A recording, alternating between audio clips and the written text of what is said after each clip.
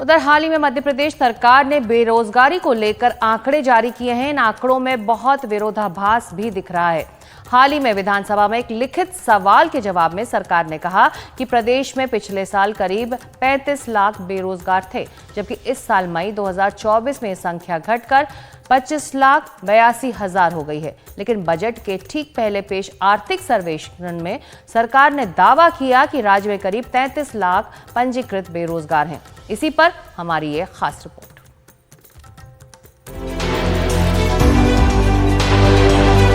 मध्य प्रदेश सरकार का दावा है कि 2023 की तुलना में मई 2024 तक 9,90,935 बेरोजगारों की संख्या कम हो गई है।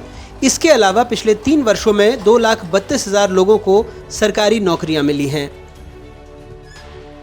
विधानसभा में सरकार ने जो आंकड़े पेश किए हैं वो 2 सवाल खड़े कर रहे हैं। पहला कि आखिर 7,58,000 बेरोजगार गए कहां, और दूसरा कि सरकार ने जो लिखित जवाब दिया है और जो आर्थिक सर्वेक्षण पेश किया है उन दोनों के आंकड़ों में इतना फर्क क्यों है। हालांकि विधानसभा में सरकार ने जो आंकड़े दिए थे उसके मुताबिक पिछले साल बेरोजगारों की संख्या 35,73,000 थी, जबकि मई 2024 में ये तादाद 25,82,000 हो गई।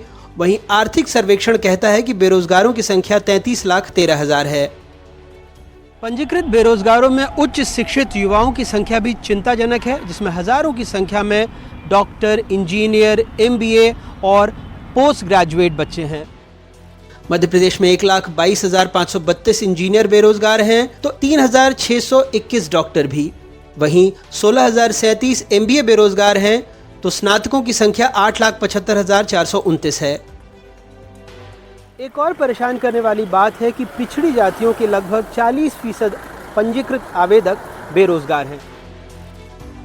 जातियों के हिसाब से बेरोजगारों की सबसे बड़ी संख्या OBC की है, जिसमें लगभग 10,17,519 बेरोजगार हैं, जबकि सामान्य वर्ग के 6,96,849 बेरोजगार हैं। ये हालात तब हैं जब सरकार तकनीकी शिक्षा, कौशल विकास और रोजगार कार्यालयों के लिए हर साल करोड़ों रुपए खर्च कर रही है। मध्य प्रदेश में जिलेवार बेरोजगारी के आंकड़े भी चौंकाते हैं।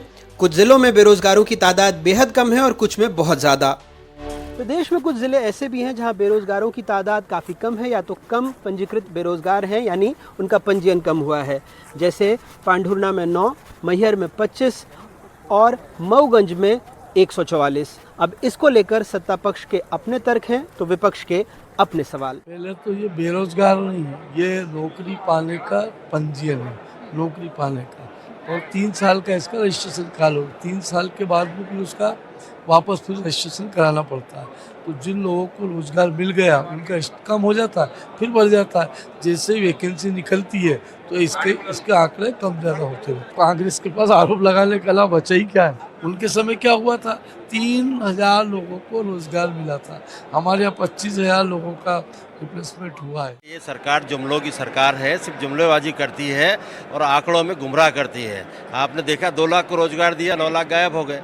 तो इस तरह से ये गलत जानकारी देते हैं और यहाँ भी कई क्वेश्चनों की गलत जानकारियाँ दे रहे हैं। आपने देखा रोजगार गारंटी बंद कर दी इन्होंने, जिससे नुकसान हो रहा है किसान गरीबों का, आम आदमी को नुकसान हो रहा है। और भी दूसरी छोटी छोटी योजनाएं बंद कर दी जिनसे लोगों को रोजगार मिलता है, वो भी बंद कर दी है। और इस तरह से बेरोजगारी भी बढ़ती जा रही है और बेरोजगारी को छिपा रही है सरकार। ये भी दुर्भाग्य। सरकार के दावों के बावजूद एक महत्वपूर्ण सवाल उठता है कि वो 7,58,000 बेरोजगार कहां गए जो पिछले 1 साल में घटे हैं।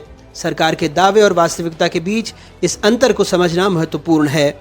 सवाल ये भी है कि जिन लोगों के नाम बेरोजगारी की सूची से हटे, क्या उन्हें वाकई रोजगार मिल गया या थक हार कर उन्होंने खुद ही अपना नाम कटवा लिया।